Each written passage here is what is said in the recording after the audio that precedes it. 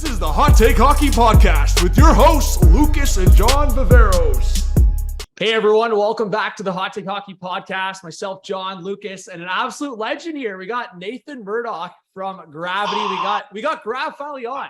I know it's been a while. We've talked about a potential collab. So the podcast, it's just worked out that thankfully Nathan's been able to come on here. But Nathan, man, off season, I know you're just saying you've been kind of dying, waiting for hockey. Just how you been doing, bro?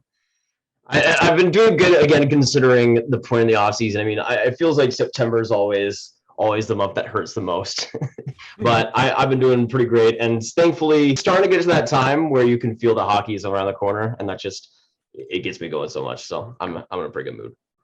Yeah, just jump right into the conversation. So just going into the new season, I'm curious because for myself, I think we just talked off air. Like, definitely, I feel like we can relate in the sense that like back in the day, like couple thousand subs, a lot of streams, a lot of videos. And now for yourself, like I'm sure going into the new season, don't have to give too much away. I always say to everyone that comes on, but like, what do you have coming? What are you excited about the new season? You're now a content creator for Sportsnet, and you have your own channel, Graviteh. Make sure you guys go subscribe. So you have both things balancing. And even as we talked off air, it's like there's a lot that goes behind the scenes. So now that you have both these things going on, like how has that been, and how are you feeling going into the season? I mean, yeah, it is a great point though, like just how much goes into like the process, especially when you're like getting into a new season, trying to get like back into that mood and everything, to be as consistent as possible. I mean, I think for this year, something that's helped me a lot is just how much like I like to look a lot at prospects and rookies, but especially like this year, there is so many guys that are just going to storm the league to start out things. And I think especially in like the first month, we're going to see a lot of surprises, a lot of teams that will make a splash out of nowhere, especially since this is like, it's not the first year that we'll see 82 games. Maybe this is the first year where we don't have to worry about anything COVID related or quarantine related. So I think a lot of that pressure being off players and a lot of hopefully healthiness going into the year will factor into a lot of people's play. And I think we're just going to see tons of chaos in the first month. And I cannot wait to cover all that and to have fun with it, because it's gonna be awesome. Gonna just jump in and like start going with, let's get some takes going, let's get some conversation going around some teams. Let's start with, because the first time I was consuming your content over and over was the Dallas and Calgary series, and that was awesome to watch. Let's start with the Dallas Stars. I mean, how do you think they're looking coming into the season? How are you feeling about Dallas going into the new year? It was funny on Robertson because the Stars, like many other teams on socials, post like the how many days until the season starts, and they'll post like the player next to it. So it was funny because they had Lindell for number 23 days to go, and within like the Stars Twitter, everybody was like, are they going to post something for 21 days for Jason Robertson? No post came, and it just means it just spells how dire the situation is for Dallas. But I feel like the Stars are the exact definition of a fringe team, and it probably wouldn't be the case if they were maybe in the Pacific Division or something. But I feel like with the Central, you have Colorado locked in, you have St. Louis and Minnesota locked in for now, in my opinion, and then I think it's between them and Nashville for the potential wildcard spots there. But I think the Pacific could be a little bit underrated this year, and I think we could see maybe a wildcard spot going that way, maybe to a team like Vancouver or to a team like Vegas. So to me, I feel like it's one of those situations where the Stars are going to be right at the end of the last week of the season fighting for one of those playoff spots. And I think like either between a team like Vegas or Nashville, they'll be fighting for that final spot really in the end. I don't see them being better than a wildcard team, though. I do feel like there's a lot of great aspects of the team. I think we're going to see Jake Ottinger really break out regular season wise, like what we saw in the playoffs last year. The forward group I think has way more potential than it did under Rick Bowness, with that now Mason Marchment being added on, but you're probably going to have a rookie there, either like a Logan Stankoven or a Wyatt Johnston to work out there, and hopefully Sagan will be a lot in a fully healthy, complete year, which is going to help things. But I think just having Peter Boer there is going to change that offense completely. They won't be as sturdy of a team, I don't think, but I think that defense is going to be decent enough, especially with now Nils Lundkvist coming into the picture and him being added on that power play. I think they'll be good. I think they'll be solid, but I don't think they're going to blow anybody out of the water by their performances. But I could see them being a contender for a playoff spot at least. Do you feel like a few weeks, or I guess even like months later now? Like, I know when the DeBoer announcement came through, I knew you weren't the happiest camper, but how are you feeling on that? feel like with what they've done, I can justify it more. Like, the thing is, if they made like a Nils Lundqvist trade a year ago with with bonus under the helm, I would have imploded. And even though I feel like DeBoer still wouldn't have been my choice, but I also feel like the Stars might be strapped a little bit cash-wise. They might not have wanted to spend on a guy like Barry Trotz, for instance. So considering it, I don't think it's horrible. Yeah. But I think with the direction they're going in, prioritizing more youth, prioritizing more offense, I think it makes more sense. Like, I just look at Nils Lundqvist and see some of the defensemen that Peter DeBoer has developed under his time in Vegas. And then, like, for instance, like at some points, like Shea Theodore has played really well under him. And you see in San Jose how players like Brent Burns have had their full potential unlocked there. So I feel like the offense, and especially from the defensemen, like the Stars, I think were one of the worst teams in terms of goals by a defenseman last year. I think that'll be completely different this next year. Hopefully with Heiskanen taking that next step, among others. But I mean, yeah, I'm still not completely on board. I'm still not loving it, but I can't change it. So I'll just have to go along with it. Yeah, on that point, I think Miro's gonna have a big year, but I don't think that's too much of a secret. I think everyone's kind of on that trend. But I guess just for you, because I know we've chatted a bit, but I think for Lucas and I think we're both guilty of it, and so many people is like, we're Leaf fans, like huge market, like everyone wants to talk hockey in Toronto. And obviously for yourself now working for Sportsnet and even like interacting with a guy like Steve Dangle, like I feel like you're just kind of force fed, like everything Leafs, like everything Toronto. So like, how did that come about with Sportsnet? Because I'm curious, but also for yourself, like, do you feel like kind of that onus or like that, I don't know if it's like responsibility, but like to talk more on like the US markets or even like down south for like the smaller markets. Like, how do you feel on that? Yeah, that is a great point though, because I think I had that realization like a month into it where I'm like, oh, I'm a Stars fan. Like, it's one of those things where it's funny because I mean, I think you even look in like the hockey YouTuber landscape, and it's like I feel there's a few obviously Nashers like the Go to USA guys, but like I don't get Kachuk is also up there, and he's one of my favorites. But it's funny because like you just look at like the US media landscape and everything, or just the hockey landscape in media, and I think it's funny to say because the US is obviously the second biggest market for hockey, but it is kind of a weird situation to look at everything and see just how not underrepresented it is, but how lesser it is to some extent.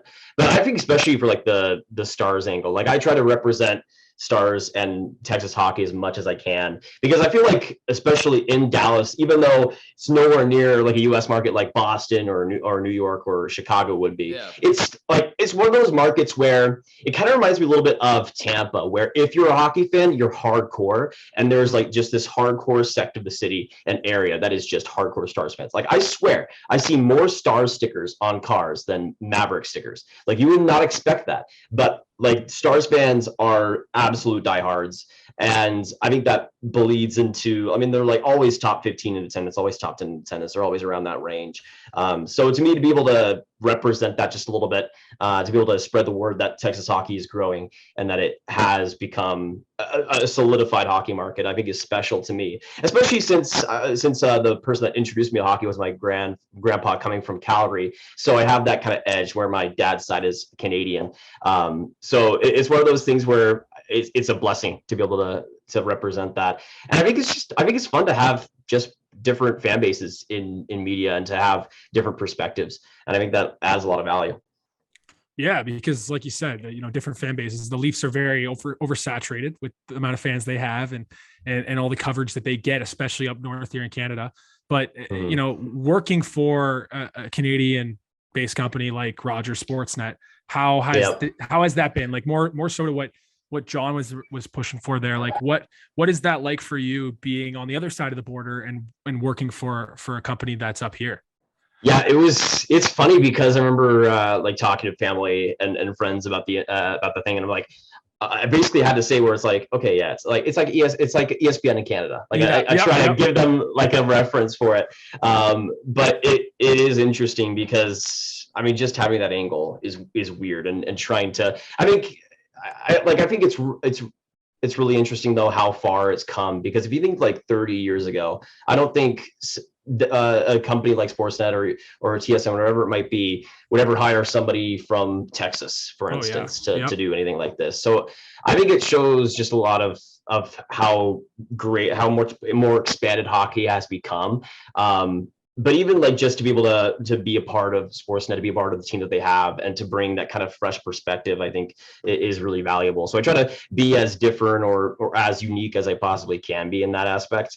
But yeah, it is fun because you talk with Steve and you talk with like producer Drew and all the, like, producer Drew is like the only other person there that doesn't like the Leafs, and he likes the Avs. So it's like one of those things where it's just super funny to bounce off people and for them to be talking about the Leafs and just be like, I mean, the Dallas Stars exist too, guys. Yeah. Well, that's what I was going to say. I got to give you a lot of credit on it, because I think that's why a lot of people, obviously your personality, but I think that's why a lot of people like are drawn to you and your channel and your personality too, is because like you're representing a whole different perspective. So that's why I was kind of alluding to like getting into Sportsnet. Like that's probably a huge thing. They were like, this guy is not what we've gone through. Like this is not a guy this is someone that is going to bring in a whole fresh perspective. So I got to give you mad respect on that. So I guess, just overall, are you excited about the workload, the balance, and like the overall season? And can we expect some more Dallas Stars stuff coming up?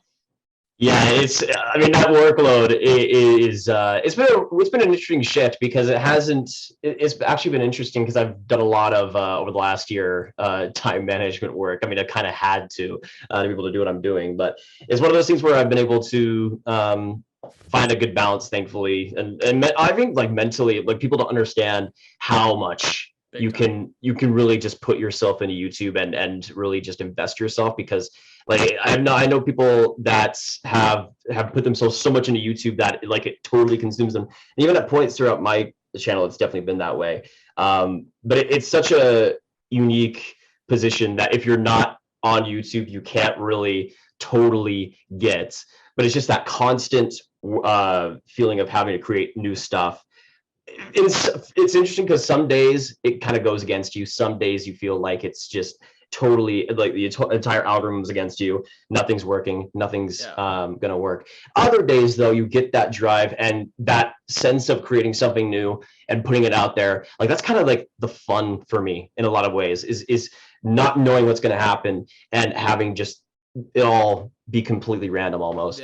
But especially with Sportsnet, I think it's given me some more stability and some more I guess consistency in my mentality of just making as much as I can, doing as much as I can, and trying to be as entertaining as I can, and just going by those simple things and hoping it works out.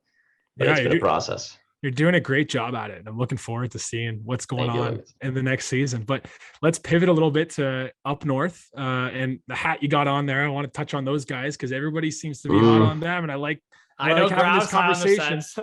I like having this conversation about those Sens. So what do you think about those pesky Sens coming into the year? Is this going to be the year they push for a playoff spot?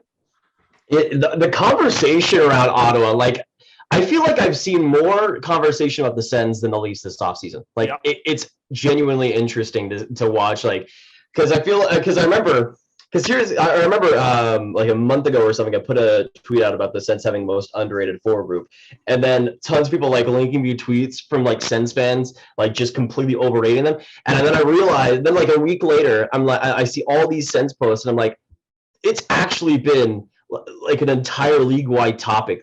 This team, obviously, that forward group is going to be interesting and is going to be the top watch for a lot of people. But to me, I think again, it all comes down to the defense. And I remember 2 months ago, I was talking with some people about how I think the Sens could be this super underrated team. Their forward group is amazing, but I was like, okay, but when's the defensive ad going to come this offseason? Like, when is it going to come? Who's it going to be?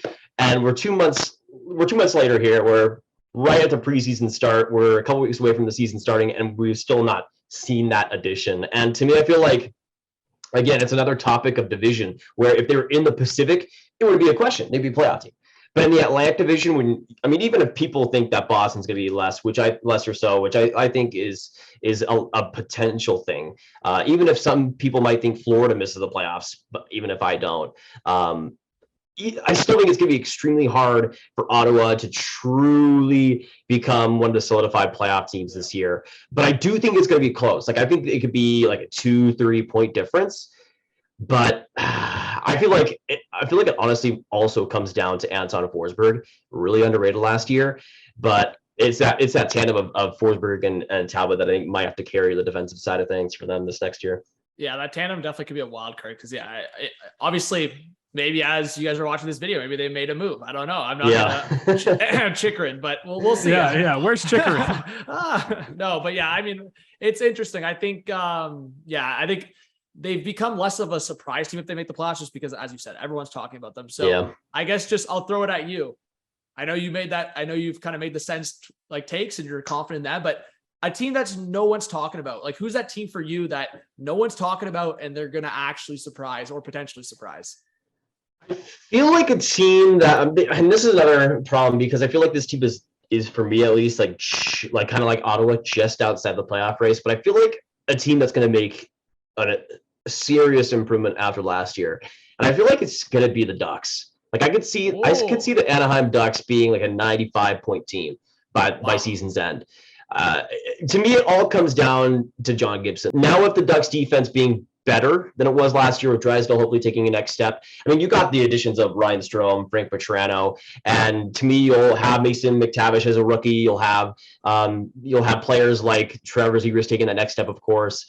And I have a feeling that Anaheim might be one of the more underrated overall teams in the league, but again, it all comes down to the goaltending. But I feel like in that Pacific Division, it's kind of the Wild West. Like you could have a team like Anaheim coming out of nowhere, even making the playoffs.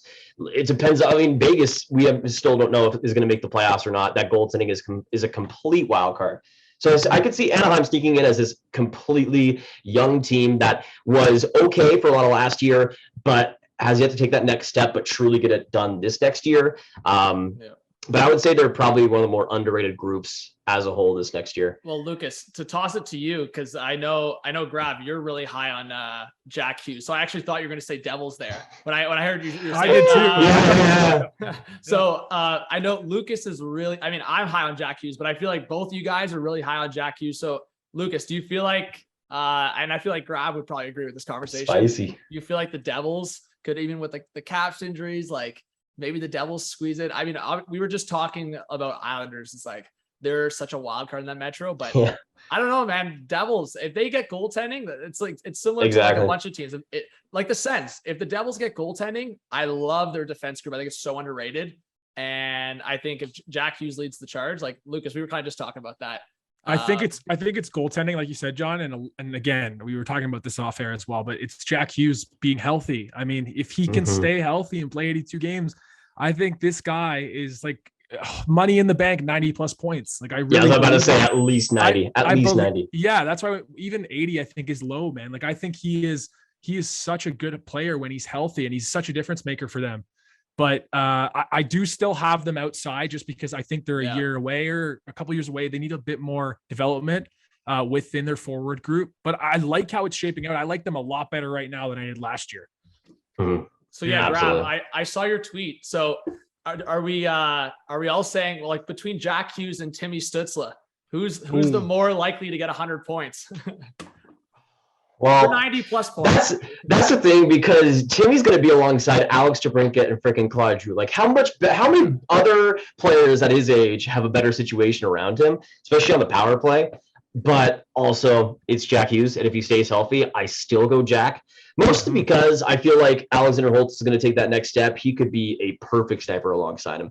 Obviously, you got Jesper Bratt being Jesper Bratt, and hopefully staying healthy as well. But I completely agree. I would have him outside the playoffs, but you could not get worse goaltending than they got last year. Like they played like 7 goalies or something last year. It was unbelievable. And all of them were way below goals they'd have expected. Like they were all horrible. And if they just get league average goaltending, to me, I think they'll be right up in that conversation. But like, I mean, you mentioned the Islanders earlier. I think for the Devils, it also depends on the Islanders. Like, I feel like that Metro is really close, but the Islanders are also good and back to 2021, 2020 level, then that completely erases them from the playoff likelihood in my opinion. But if they're not, if they're 2022 level, I think the Devils have a shot at being right in that conversation and potentially getting a wild card spot. But it also, again, depends on Washington and Pittsburgh and how they age as well. Overall, I see just a lot of the bottom teams in the East as a whole from last year improving, because I've never seen a season like we had last year where it took 100 points to make the playoffs in the East, right? That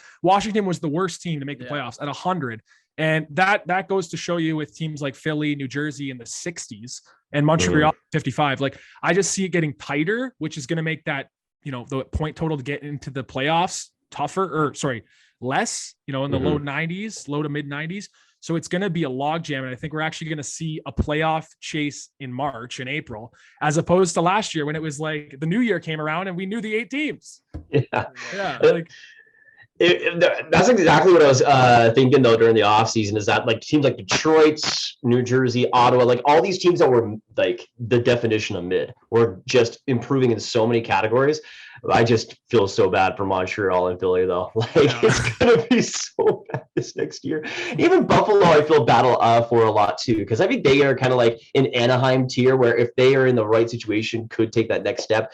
But they're in the East. They're in the Atlantic. What are they supposed to do? They don't have much options. And unless Eric Comrie is a Vezina candidate, I don't think it'll be all too great for them. Well, to throw something else at you, to relate it to Dallas Stars and also fringe teams, we were talking a couple pods ago about goaltenders that are going to step up. And I mean, I feel like we talk about some of these guys I'm about to say, but it's like this upcoming year, I feel like they could solidify themselves and maybe a top 5 goalie in the league. So between Grav, throwing it at you, between Ottinger and the Stars, Demko and the Canucks, and Sorokin and the Islanders, these fringe teams, these goaltenders that are about to just maybe explode, which of these 3 guys and teams do you feel like everyone's got to watch out for? They're going to be in. Well, I've had this opinion for like the last 5 months, and this is like basically once the season was over, I'm like, okay, this goalie's winning the Vezina Trophy next year. To me, obviously you got, of course, Igor Shesterkin, who's probably going to be number 2. But to me, I think Ilya Sorokin is winning the Vezina Trophy next year. And I think although the Islanders defense isn't unbelievable, I think we'll see a rebound year out of Pelech. We'll see a rebound year out of Pulock. We'll see Dobson taking that next step. We'll see Mayfield rebounding. I think that defense is going to be good enough to where Sorokin was probably the best goaltender in the league in like the last couple months of the season last year. He was unbelievable for the Islanders. Yeah. To me, I think if he carries it over, he'll be the best goaltender next year, or at least the most valuable. But it is interesting because as a Stars fan, and as a person that's been banging on Jake Ottinger's drum for a while, I'm going to put a little bit of a hot take out here for the Hot Take podcast. I think Jake Ottinger is a little bit overrated. Wow. A little bit overrated. And this is coming from a guy. This is coming from a guy that's watched this player since his Boston University days, has banged on the drum that over the last couple of seasons he's been super valuable for the Stars. But I also do see a lot of people saying he's this like top 8, top 6 goaltender in the league. And as much as I want to agree, and as much as I think it's a much better situation, I also want to point to a goaltender in Jonas Korpisalo, who had a great series versus Toronto in 2020 and got a ton of hype after that. And we see how much his talent and career has fizzled since then. Jake Ottinger will be much better than Korpisalo, thank goodness for that. But I also feel like a lot of people are overrating his series versus Calgary, which maybe not overrating it, but overrating him as a player because of it. His Calgary series was among the best series we've ever seen for any goaltender ever. He was unbelievable. Yeah. But it's also still sample size. As much as I love to see a Dallas player getting overrated, I also do feel like he's just gotten a little bit, maybe not overhyped, because I think he's going to reach that level for sure. He's going to be there after next year, in my opinion. But as of right now, I still want to see him take that next step, be around 920, 925 save percentage, because I think he has the talent to do it. And I think we're going to see him take that next step. But I think that comes as well with the Stars being a better team and Ottinger taking that bigger step too. So we'll see what happens. But I would say Sorokin, I think, is going to take the biggest step. And I think if the Islanders are a playoff team, it's going to be Sorokin and mostly Sorokin carrying the workload. Yeah, Grav. Like we see it with hockey fans and sports fans all the time. Like recency bias is such a deadly thing. Like if something happens, it's like the next couple months, like that's what I'm saying. So Ottawa had an unbelievable series. I think Lucas, we were just talking about it a couple pods ago, is Demko. I feel like he'll be the make or break for Vancouver in a lot of ways. Obviously they got the depth up front, but that defense group is so questionable. So I'm just like, ride with Demko if you want and maybe make the playoffs. So yeah, I'm excited about some of these younger goalies. Like Grav, I'm sure you'll talk about it all season, but that Central division, some of the goaltenders in that Central is just, it's unreal.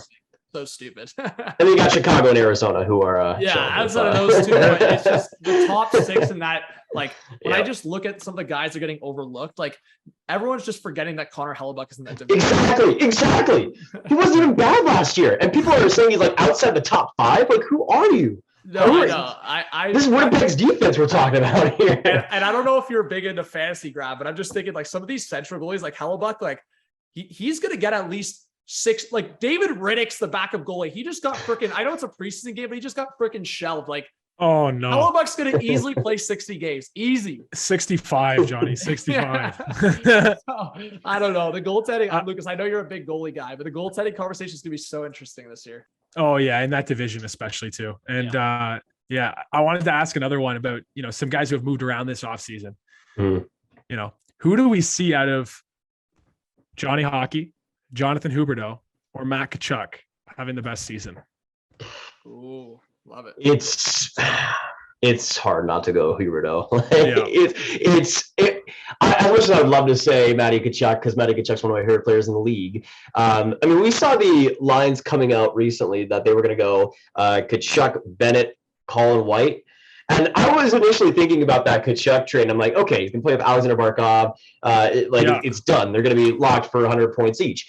But if it's Bennett, and as much as I love Sam Bennett, if it's Sam Bennett and Colin White, I don't think he's going to be able to get to that amazing plateau. And considering that most likely, I'm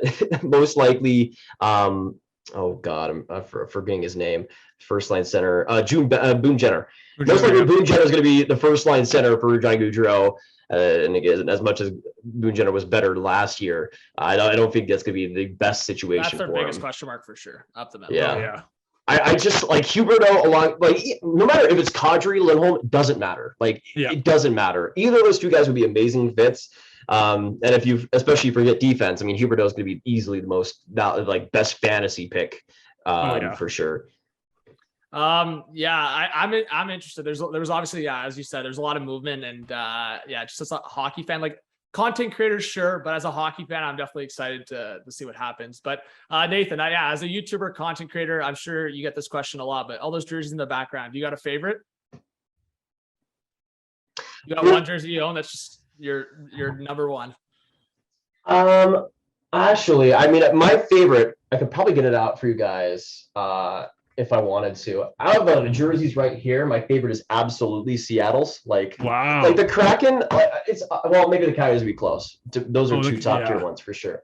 But it's so funny because I was championing the Seattle Kraken name for so long before it happened. Like it was part of those trademark names, I believe. So it was one of those names that we were leading up to things as a potential option. And there was like the Emeralds, and I'm like, please don't be boring. Please don't be boring. Go to the Seattle Kraken. Go just balls to the wall with it. Make it the most amazing name out there. And they did it. And even though I'm not the biggest fan of watermark logos, I still like what they did with it. And the color scheme is just, I adore it. Yeah. Keeping it on the jersey talk too. I wanted to end with the Dallas Stars jersey. I was talking about this with one of my buddies. The old Stars jersey before they did this newer green, the one where the goal happened with Brett Hall. That sort of jersey. What do you think about that one? Like perhaps making a spicy comeback one day, like the Oilers did, bringing back their royal blue. It's fun. It's funny because the Stars have tried to completely go away with it until they had that white reverse retro, which was so funny because I'm like, it's right there. It's like, you didn't even have to make the primary version. You could have gotten the white version of the jersey. That's still an amazing classic. But I completely agree with you. I will say, as much as I love that jersey, I still think the green ones now are underrated for sure. I feel like a lot of people don't realize it's just a Blackhawks color swap. And I think the green really pops, especially when you're there compared to other teams. It's night and day difference. It's amazing. But I think both jerseys are solid. I do like the green one, but yeah, absolutely. I would prefer if they had that original design with maybe more stylized, updated version of that logo they had as well, and make it as modern as possible. But I would love to see it. I mean, they brought it back in its full glory for, I'm pretty sure, Sergei Zubov retirement night, and they had like 50 of them available for like $500, and they never released it again. It was such a cash grab. It was such a cash grab, but I really hope they bring that back, because I would pay too much money. Oh yeah, they're sitting on a pot of gold right there. Exactly. Just grab Stars fans for. Exactly. Well, I had to sling some jersey talk in there because I know both of our collections are definitely getting bigger. But yeah, Nathan, man, thank you so much for coming on. I really appreciate it. I would say, what are you most active on? Probably Twitter, obviously your YouTube channel. Check Grav out on Sportsnet. Anything else you want to, throw a little promo or anything coming up? I mean, obviously, if you guys want to subscribe to the channel, it means a lot as well. But I'm just happy for hockey fans that we're back. I'm so excited. Any to head out on the pod, because we've been we asked Lego, we asked Canuck Clay, a few other people. You got a hot take or spicy take to end the pod here? To just I know you already threw the Ottinger hot take. I love that. I was about to say, I don't know if I can have a Jake on your overrated one. Okay, I'll just go off another younger goaltender. Considering what he's done over these past couple of years, Carter Hart might be the most overrated player in the league. Wow. I mean, he's in a tough spot. Yeah. It's one of those situations where I don't blame him for being bad, but also you could be a little bit better. I'll just give him some motivation. Lucas, anything else you want to throw at Graf here before we head out? No, I want to push back a little bit and say, don't be so mean to my boy Carter. Okay. I'm sorry. He's absolutely probably an amazing person. I just no. I was just saying, I feel like he was overrated at the start, or what he is now, but he's also on such a poor team. We got to give him a little more. The hype flowers. That he got a stupid amount of hype for sure. So he's got to live up to it eventually. But yeah, Grav, man, he's got time. He's got time. He's got lots of time. But Grav, yeah, man, we finally got it done. We finally got you on. Appreciate it. Let's do something else coming up in the future. Exactly. Yeah, man. Graviteh on Hot Take Hockey Podcast. Let's go. Thank you guys for having me. This was amazing. Yeah, man. Thanks for coming on, man. Thanks so much.